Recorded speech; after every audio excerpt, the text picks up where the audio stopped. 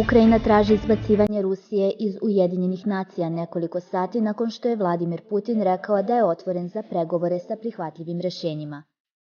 Ministarstvo spoljnih poslova Ukrajine objavilo je pismo u kojem se poziva na uklanjanje Rusije iz Ujedinjenih nacija kao i na ukidanje njenog statusa stalne članice u Savetu bezbednosti Ujedinjenih nacija zbog pitanja u vezi sa legitimitetom Rusije nakon pada Sovjetskog saveza u decembru 1991. godine, a koja su ostavila nerešena pitanja međunarodnih prava i obaveza SSSR-a. Ruska federacija je preuzela mesto stalne članice Saveta bezbednosti Ujedinjenih nacija zaobilazeći procedure definisane poveljom Ujedinjenih nacija, tvrdi Ukrajina, napominjući kako sadašnja povelja ne sadrži reči Ruska federacija.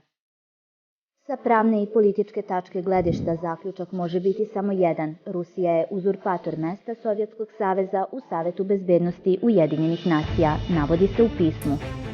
Zvaničnici su takođe ukazali na agresiju Rusije na Ukrajinu pre invazije 24. februara, navodeći 8 godina oružane agresije koja je uključivala aneksiju Krima i na kraju dovela do sadašnjeg krvavog sukoba koji se vodi više od 10 meseci.